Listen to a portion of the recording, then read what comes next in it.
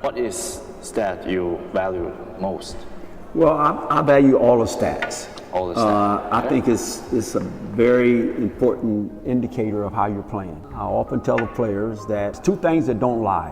One is film work, and I encourage our players to watch a lot of film on their performance, because on film, you know the difference. You can tell what's real and what's not real. But stats is also the same thing. You know, if you're shooting good, if you're shooting bad, if you're having turnovers, you get steals, the shooting percentages, all those things are indicator of stat. I value stats greatly. And I think coming from a U.S. college perspective, but more importantly from the NBA perspective, we always value stats. Now you ask which ones are most valuable during a game. Obviously, time is a big factor. And to look at stats during a game is kind of tough for a head coach, because there's so much stuff going through my mind or a head coach's mind. Sometimes it's hard to concentrate on in-game stats because you're thinking your offense and your defense, what plays you want to run, what strategies you want to use on defense. So you don't always have time to concentrate on every little stats during a game. But stats that I always look at is percentages from 2s and 3s. I look at the stats from turnovers and maybe assists, free throw percentage, shooting, or how many free throws we've shot in the game, and little things like fouls and block shots. Those are always important. So really, any stat that they have on a stat sheet is always going to be important in one way or another. Now, what's most important, obviously, is your defensive stops, which includes forcing turnovers, the opponent's offensive shooting percentage from the 2s, from the 3s. I look at mainly defensively. You look more on the opponent's percentage, yes, more than ourselves. Yes, because offense is sometimes predicated on good defense. If you do a good job defensively, it creates more opportunities for you offensively as far as possessions, times you'll have the ball in your hands. The number of shot attempts that you allow is based on how your defense will allow it. If we force turnovers, most of the time turnovers should lead to easy baskets. So yeah, I look at a lot of their stats. Now, some tournaments, some games, they present different kind of stats. Like for example, no real criticism of our Jones Cup statistics, but I thought our Jones Cup statistics was very poor. Just the overall stat sheet it presented no value to me, because they didn't have percentages on their stat sheets, whether halftime or even at the end of the game. They came late. It wasn't like as soon as the second quarter was over, I want to see the stats right away. A lot of times we didn't get the stats, official stats, until later. So we ended up resorting to doing the stats off of our computers or iPads. There's a whole system of stats that you can do from the bench, and all of my assistant coaches all have a category that they keep. And we keep it on the iPad so that when the quarter is over, we immediately go to our iPad. We don't have time to wait for the stat from the official. So in the USA or FIBA, the official will provide you kind of comprehensive box score, or? Yes, they'll give us the box scores and things, but some are better than others. In the US, obviously, in the NBA, which I was in for a number of years, they got the stats right away. As soon as the quarter was over, by the time we walked to the locker room, we had stats in our hand. Every category that I felt was important: fast break points, points in the paint, all the defensive stats that your opponents is how many fast break points they have, how many offensive rebounds that lead to points, how many defensive rebounds you have. All the stats are important. It's what that you want to place your greatest value in as a coach. And like I said, I start with the defensive stats, and then I rotate to the offensive stat. And again, time is a factor. By the time we get 15 minutes for halftime break, by the time we get to the locker room, I talk to the coaches about our strategy, look at the stats for about 5 or 6 minutes, then I go in and talk to the team. Tell them the adjustments that I want, somewhat based on the stats, some of it's based off of what I envision or I see that we're doing good or we're doing bad. I talk to them, then it's time to go out. So doing timeouts, which in the NBA is longer and more often, but in the FIBA, you're only allowed 2 in the first half and 3 in the second half. And the time period is very short. In the NBA, timeouts are, like 2 minutes. By the time you get the commercials and everything, you got 1 or 2 minutes to, really talk about the stats and make your adjustments before you talk to the players. But in FIBA, it's a very short time. I always meet with my coaches very briefly because of the time restraints. We don't really have time again to look at the stats so much unless there's something that stands out. And like the coaches will come and tell me that we had 10 turnovers that quarter or 5 turnovers that quarter or before the timeout, we didn't score for 5 possessions. And so I quickly try to simulate those and get that information as quickly as I can. Then I go talk to the players, and normally I may tell them about our lack of this or that, but then I have to go right into encouraging them about what we need to do, and then I always draw up a play. Well, by the time I do all that, there's no time left. Buzzer goes off, referees are blowing their whistle, they're trying to get us out of the huddle. So time restraints really hinders us in-game stats. In the USA, your staff don't need to record stats. They only need to receive the official. Yeah, they receive, it's because they're fast and they're accurate, and they include on a stat sheet everything that you really need. Here in FIBA and in Asia or in Taiwan, most of the information I have to get from the coaches. So I have the coaches. Each coach has their own responsibility, own stat that they keep, so that when that short period of time for a timeout, they can provide that for me if I ask for it, or if they see something that kind of stands out. The difference between USA and Taiwan, your assistant coach in USA, they can just interpret the stats immediately. Right. Yeah, so they have more time, Yes, so they have better quality. Yeah, most of the time, the assistant coaches in the US don't really keep much stats. They may keep something that may not be on the stat sheet, such as deflections. Hustle stats. Yeah, hustle stats, or how many times we allow middle penetration, which isn't on the stat sheets. How many times we challenge the shot, which isn't on a regular stat sheet. How many times we scored on screen and rolls, or how many times we scored on post play. Here, they have to keep everything because we don't get the stats quick enough and have time to really analyze the stats during timeouts or even during halftime. So it's a totally kind of different concept that we have here as opposed to, say, the United States. How a coach to decide which stat I need to see, and I know the stat and how we adjustment and why we do this adjustment. How to accumulate this kind of experience? Well, it depends on your philosophy. I think you have to demand the stats that fits what you're trying to accomplish, whether offensively or defensively. For example, like I tell our staff to keep how many transition baskets we attempt and how many we make. Most of the time, if we have time, then I would ask them, how's our transition offense? And they would have to quickly tell me that we ran the ball 5 times, we scored 3 times. Say we have an offense called elbow.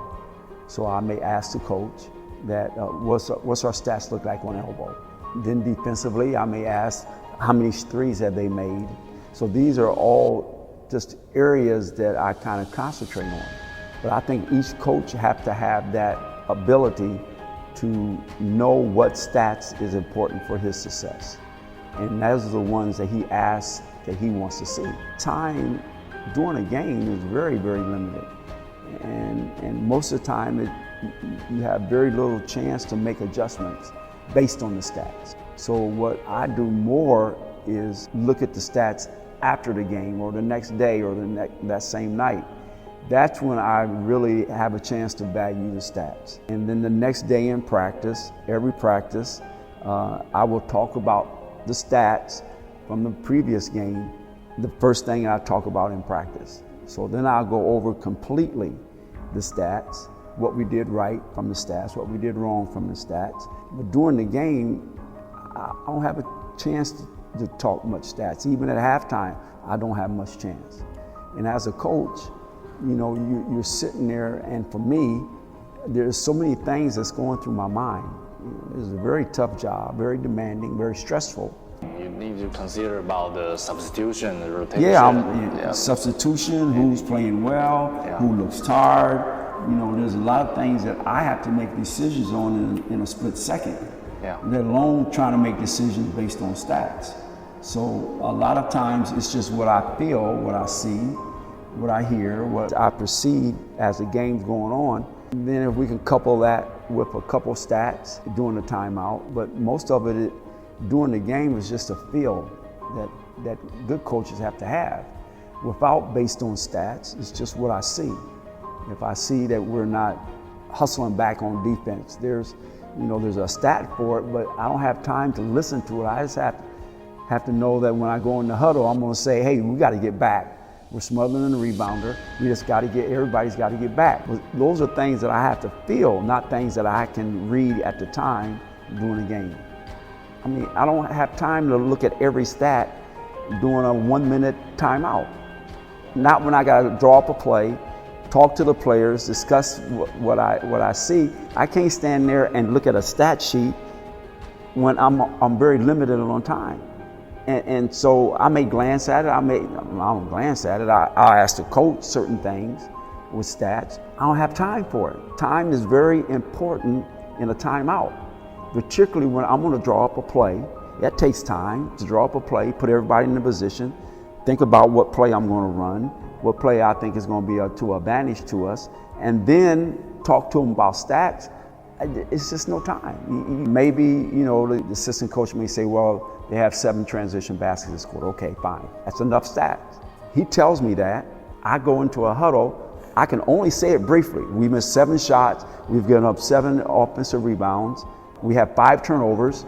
Guys, we got to correct this. Okay, now this is the play that I want. It's just like anything else in coaching. You can tell a player that they're doing this wrong, but doesn't guarantee that they're going to go out and do it right.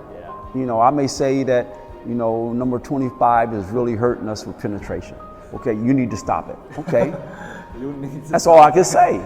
You let him go to the middle, but he's good enough that he's going to get to the middle. So, I can tell a player not to do it. I can tell a player that we need to shoot better threes and make more threes, for example, because we're 0 for 6 from the three-point line. That's good, I can tell them. But that doesn't mean they're going to go out and now all of a sudden have a miracle and make 5 threes in a row. It's very limited. What you can tell them through stats and what you can demonstrate through stats, you can suggest, you can let them know that this is hurting us. Our three-point shooting is hurting us. We need to make more threes, but I can't make them for them. I can't tell them that we need to make threes. They still got to shoot them. They still got to feel comfortable, and they still got to make them. It's what they do on the court.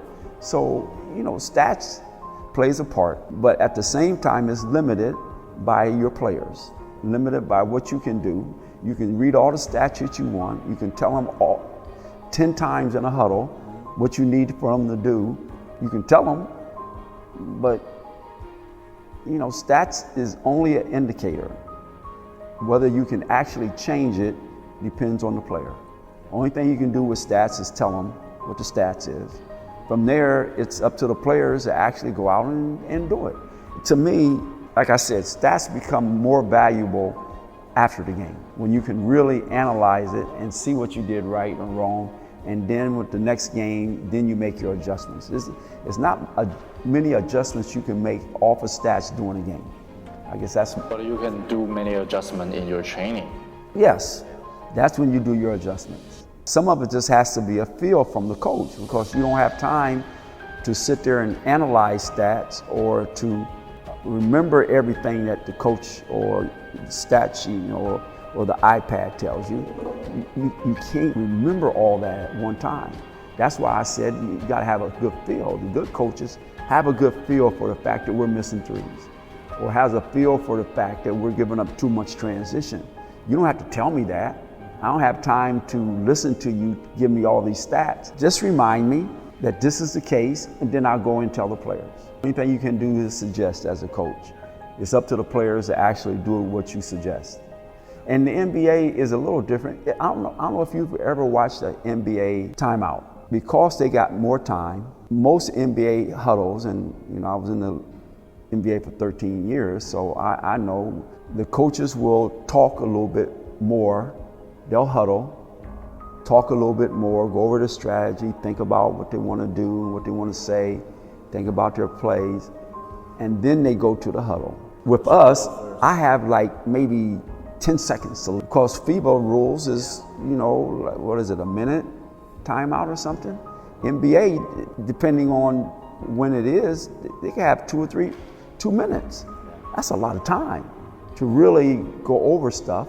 But even then, if you watch an NBA game, coach goes over to the huddle. He'll think about it. He'll think and say, "Okay, now let's run this very casual. Let's think about this play." Or he may make general suggestions. Guys, we're doing well. Okay, just step up your defense a little bit more, and try to work a little bit harder, denying the ball, but you never hear an NBA coach, even though they have plenty of time, they never go over stats. They never go over stats during a timeout. They just encourage the players, tell them what they need to do a little bit better and stuff. But you watch an NBA huddle and you never hear them talk about stats. They may see it and they may feel it, and assistant coaches may tell them, but whether they tell the players, no. Let me just be an encourager. Let me draw up a play. Let me tell you some things you need to do better, or people you need to stop. But then they just got to go out and do it. Well, in America and in the NBA, you always have a film room. You have a staff. In the NBA, we had a staff of like 6 video guys that was in a separate room that would break down every stat, every edit. We call them film edits. So that NBA timeouts are longer, halftime rather is longer. So when we go into the locker room at halftime, in the NBA, we actually show video clips. Normally we would have a coach on the sideline with a microphone talking to the film guy, and they would tell them that, get this clip, show this play. And that coach is still in our band? On the sideline, maybe not so much the front bench guys, but in the NBA you have 7 assistant coaches, and maybe the one that's in the back will communicate with the film guys and tell them that make this clip or show this clip, and then at halftime we'll go in. NBA is totally different. Colleges are like this also, American colleges. Every locker room has film. Every locker room has a big video screen or a big television. And it's very easy to simulate or plug in the play on your television screen. Here, there is no television screens in any locker room. There's no video accessibility to any locker room. We're lucky to even have a board to write on in the locker rooms here. And then we have no way to really edit film and to show it at a halftime. That's impossible here. But Gerald is the best, and I know you've talked to him, and he's really good at preparing video, but all the videos that he prepared is after the game. He's a one-man crew. You guys may have more than one person doing it, and he's doing all the video himself, and he stays up to 4 or 5 o'clock in the morning doing video, and most of our analysts of our games come from Gerald watching film after. As the game goes on, it's very kind of tough for a coach in the spur of the moment to write down everything that he sees and the stats that he needs to keep. And we can use the iPad to, touch and put in a number or something, but to actually see the tendencies of offense and defense, analyzing the plays, and whether we're following the game plan and all that, comes from post-game analysis and watching the film after the game. Give you all the categories that I particularly like to know. And he will bring that to me the next morning. Sports code. So if you have a Gerald in your staff, will you review the game film from the beginning to the end yourself? Most of the time, no. Say for the Jones Cup, when we're playing these games over and over again, I don't have time to look at the game after the game. I got to move on to the next game. Too tight. Yeah, it's game after game. I can't worry about this past game. Yeah. I can go over the stats with them the next day, but the most I can do is just get ready for the next game. Now, when we played the FIBA qualifier, after the games, I would look at it personally and see what we did right or wrong, and next day in practice or next 2 days in practice, go over, what from based on the previous film, what we needed to improve and stuff. But when we're in tournaments like the Jones Cup, when we was in Russia, and we played like every day, or we had a break one day, and then it's just too many games to go over the past game. You can tell them the stats, Gerald will do the film work, we will look at it, but then we have to move on because of the next game and the next game and the next game. In the NBA, we did it a couple of ways. One is with me, when I was with the Mavericks, I did every game. You watch every game? I watched every game, I did the scout report for every game. I didn't have time to do any post-game stuff. Everything was for the next game, because in the NBA, you got 82 games and you're literally playing every other day, and obviously sometimes back to back. You're probably averaging 4 games a week. So there's not a lot of time to go back in the history. You got to worry about the next game. But sometimes when I joined the staff at New Orleans, and generally the way they do it is that they have 3 coaches, 3 front bench coaches, and each coach will take certain teams. Maybe you have, out of the 30 teams, you have 7 or 8 teams that you're responsible for. Then those teams that you're responsible for, then you can go back and look at, what happened the last game. You can talk to the head coach and suggest that, we didn't do this or we didn't do that. But again, it's like the Jones Cup. We can't dwell on the past, because tomorrow we have another game.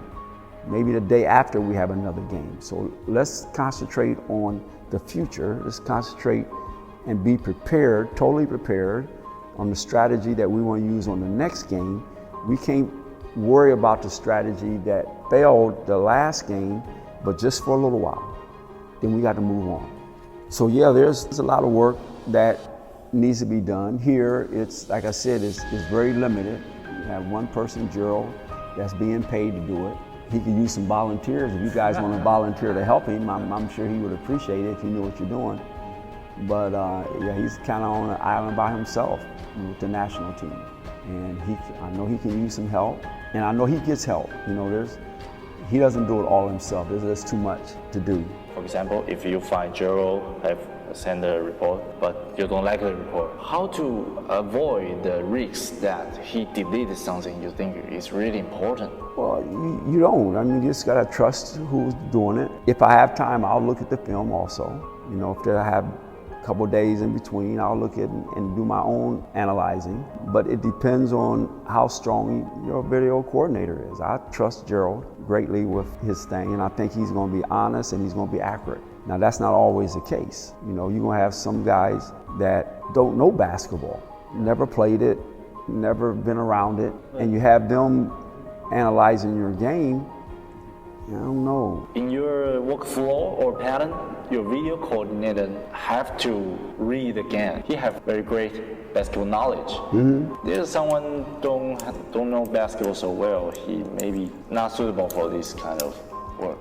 That's why it's so limited here, because there's not enough guys that do this. Not enough people that's knowledgeable enough to really do it and do it accurately. That's why most universities, even at the Division I level, they don't have film coordinators.